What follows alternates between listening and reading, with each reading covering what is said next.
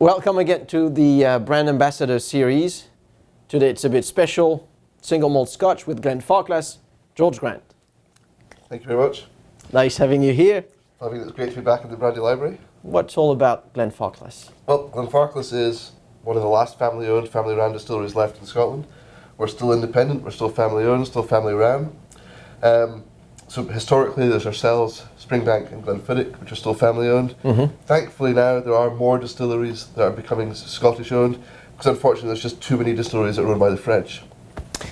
I know, but they can't help it. It is nice to see that it is coming back under Scottish hands. You know, you've got Edredure that's come back, Benromick, Glengoyne, Benriach to a degree. Yeah. You know, so it's nice to see some of the distilleries actually coming back into Scottish ownership. Where do you situate Glenfarclas in that panoramic vision of Scotch whisky in terms of taste? In terms of taste, I mean, we're very much a space-out whisky, a typical old-style space-out whisky. We're sherry cask, we're unpeated, very delicate style. You know, we primarily, 60% of our whisky is matured in sherry casks, 40% is in plain casks. A plain cask to us would either be a fourth fill sherry or a refill bourbon. We don't actually use any first fill bourbon casks. All right, very good. So style-wise, you know, some of the older style Macallans, before they got very, very sherried, Balvenie, that sort of style of whisky. Yeah. Cragganmore, Cardew, you know, it's still got the delicate flavours, but not not peated at all. Who likes you best? Is it China? Is it the US? Our number one market is Germany. All right. Germany's number one, France is number two. Glen means valley, Farclas means green grassland. We were established in 1836. 1836 was in fact the saddest year of our long established history. In 1836 we started paying taxes to the English, so it was a very, very sad year. The distillery was built, we have no idea when. We actually have a painting at the distillery that was done in 1791 that shows the distillery, shows my father's house, shows some of the warehouses. So everything is there built then, but no records were actually kept, so we've got no idea who actually built the distillery. My family bought the distillery in 1865 for £511 and 19 shillings. That's about $750 today. So we hope it's worth a little bit more now, considering some of the bottles of whisky we actually sell go for 10 times the price we actually paid for the distillery. We stopped doing malting at the distillery in 1791. It was at that point we actually trebled the size of the distillery. We didn't have enough space to treble the size of the maltings. There was no point in buying in 75% and producing 25%. So we just simply buy it all in now. As they run unpeated barley, we're quite a large production facility. So we use 16.5 tons of malted barley every 18 hours. Very, very large mash tun, possibly the biggest mash tun in the whisky industry. In total, we're going to extract 92,000 litres of wash of sugary water. Add the yeast to that, leave it to ferment for 3.5 to 4 days. After which period of time, we've got about 9.5% wash. This we're then going to take and distill. We distill it twice. First in the wash still, then in the spirit still. We're going to take off an average of 68% alcohol. It's this we then put into the oak casks to mature in the warehouses. Right. Now, but if we go back to the fermentation, is there anything that makes it special already there? Is it... Our fermentation vessels are... People look at them and think they're very, very new. We use stainless steel washbacks. Believe it or not, we've used steel washbacks for over 100 years. We've been with stainless steel for over half a century, but prior to that we actually had steel. Of course they did get very, very rusty. You know, a lot of people do like the old wooden washbacks, but however we found that when you're using those, not so much now, but you used to get a lot of yeast infections. So you wanted to make sure that we were consistently getting the fermentation exactly the same. That's one thing that Glenfarclas always wants. We want the whisky today to be the same as the whisky's going to be in 40 years, to be the same as it was 40 years ago. And I bet you keep tasting, just to make sure. That's it. You've got to sample it every day. And when you put it in the still, what's special about the stills at Glenfarclas? Glenfarclas stills are very, very unique as well. We've got the largest stills in Speyside, but we also still direct fire heat all our stills. So nowadays it's a gas that we're burning underneath it. Prior to that we would have used peat, coal, wood, whatever we had. It must have taken a long time to get that to a boil. Yeah. Well, But I mean, you just had people underneath there shoveling coal, the same as people would have been shoveling into a steam engine or whatever. But of course, back then, it was less stills. But we can now get 6 stills, 3 wash stills, 3 spirit stills. But inside the wash still, we have what's called a rummager, which is a bit of copper chainmail that's slowly turning on the inside of the still to stop it sticking. Right, right. So it's just constantly scraping it away. Because it's the same if you're in a pan of milk. If you don't stir the milk, it's just going to burn to the bottom of the pot. Right. So and do you think it has a lot to do in the different taste that Glenfarclas has? Definitely. I mean, in 1981, we tried going to internal heating of a still. We changed spirit still number 1 to internal heating. Right. We ran the process for 3 weeks. Took the spirit off. We smelt it. I didn't personally, but the company smelt it, tasted it, and we realised this isn't Glenfarclas. So I'm sure you're well aware of this. You can send any whiskey away for analysis. So you can simply, it's an unopened bottle. Raise it up a little bit, syringe and take a sample, and you can send a whiskey away for fingerprinting. Right. So they'll be able to tell you, exactly the age of the whiskey and theoretically what whiskey it is inside the bottle.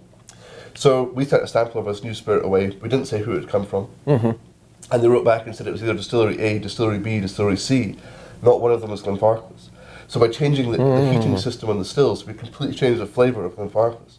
So we ripped the internal heating system out, went back to external heating, and all the spirit we made we sold to blenders. We didn't want to keep any of it for ourselves. All right, very good. So any time at Glenfarclas we ever have changed anything, we've always run it side by side with the old system. Right. And then if the new system keeps it the same as the old system, fine, we'll change. If it does change it, then we're not interested. But it doesn't use up a lot of the copper at the bottom of it? It does wear through the copper. We'll burn through a still in 25 years, whereas somebody with an internal heating still should get 40, 45 years. Right. So I mean, it's where we get our flavour from. It's where the essence of Glenfarclas is coming from. And yes, we'd save money on the stills. We'd also save millions of pounds on our heating bills, because internal heating is much less more efficient. Than the external heating. Well, no, but keep it this way then. Oh, definitely. And I'm sure that some people will copy you. I mean, there's a few stills that still do the external heating, not so many as there used to be. But it's one of the things that makes Glenfarclas unique. Right. And so you get those alcoholic vapors and you condense that. What's special about the end of the run, the cuts? Everybody's distillery is slightly different. It's everyone's sort of almost trade secret. How long do you run things for? Well, but you're here to reveal secrets.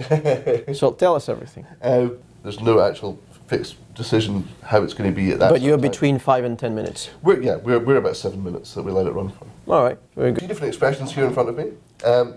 We've got a 12-year-old, a 17-year-old, and our new 40-year-old.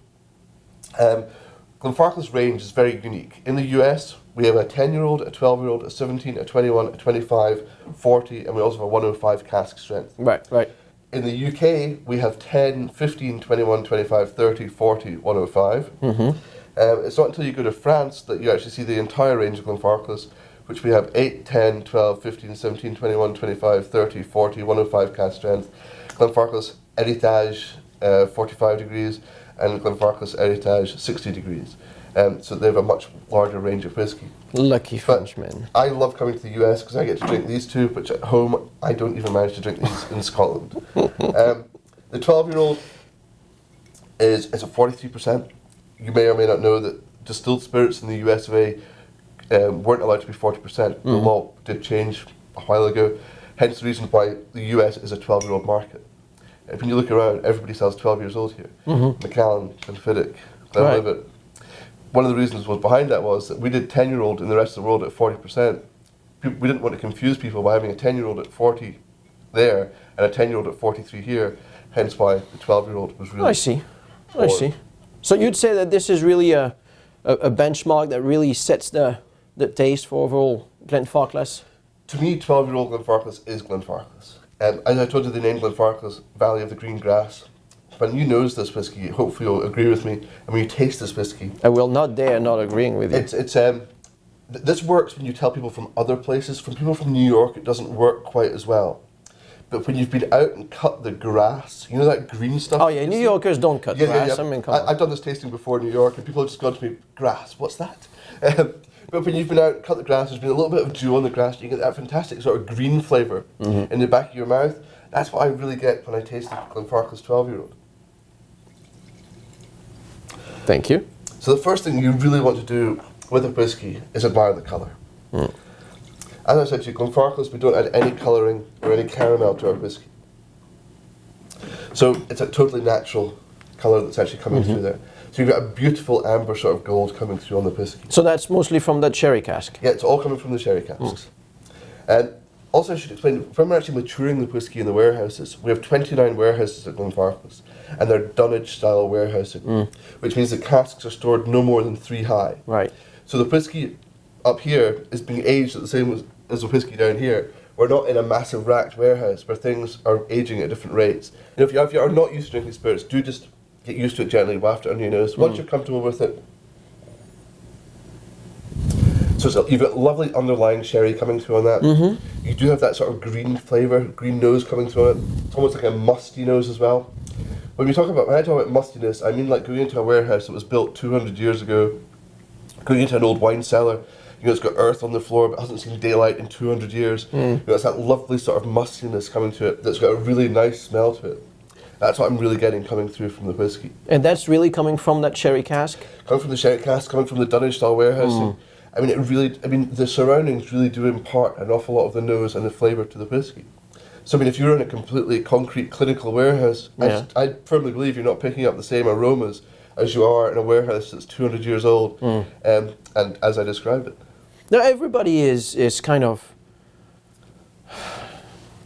fooling around with all sorts of marketing ideas and innovations and all this. What about Glenfarclas? What is being done now that we'll know about only 20 years from now? Nothing. It's quite traditional. We don't believe in mucking around, really. It's we don't finish whiskey. We make whiskey from day one, and that's it. We firmly believe make a quality whiskey straight away. We don't need to finish it. I mean, the whole finishing craze, I mean, when Glenmorangie first did it, it was brilliant. It got an awful lot of people interested in finished whiskey. Completely accept that. It got a new generation of people interested. The whole finishing thing did get out of hand. I mean, some people were doing 15, 20 finishes. In the States, you start to see it cut back, but the rest of the world it's cut back dramatically. You know, a lot of people have cut back to 3 or 4 finishes, which is good. But I mean, it just got so. But now the bourbons are getting started on the finishes. Yeah, but if it does get a few more people interested in it, all well and good. But I mean, if you're finishing it in a Chateau Yquem cask, a Margaux cask, then it's wine, isn't it? You know, so you're saying it could be a bit confusing. It can be very confusing, and also the fact is that the consistency isn't there. Right. So you'll be getting a whiskey that's been finished in a certain cask, and then you go, I'm going to try that again next time, and you go and try it, and it's not the same. It was something we have done, interestingly enough. Unfortunately, it didn't make it to the States yet. But in 1967, we filled 4 cognac casks with Glenfarclas. Right. We didn't finish it. We just put them in there from day one. From day one. So the whiskey is 43 years old. And I'd always firmly believed that the finish of Glenfarclas was coming from the sherry casks. That big, rich Demerara sugar, creme brulee ending to it, I always thought was the sherry. This 43-year-old whiskey that's been matured in cognac casks has got exactly the same finish to it. Because there's the same wood. Well, I mean, it's not. I mean, it's French oak versus Spanish oak. I mean, I'm sure it's very, very similar. Maybe same oak species. Yeah. But the fact that I always thought it was the sherry that was actually having the influence, but it wasn't. It is the wood or the spirit. You know, so you're happy about that 1967? Oh yeah. So what about when I hear people saying, "Oh, it's extremely difficult to get sherry cask because there's less sherry wine being consumed"? I guess. How do you get your deal? I mean, you must need thousands and thousands of barrels per week. You get some euros, Fabian, and you give them the money, and then they give you the casks. There's plenty of It's that there. simple? Yeah. There's I should speak to you. There's plenty of sherry. All right. Yeah. And I mean, as long as you're willing to pay for them. Yes, they're very expensive. Okay. I mean, a sherry butt today is going to set you back about 750 euros for one. Oh wow. So yes, That's like that's $1,000. It's about $1,000. Yeah.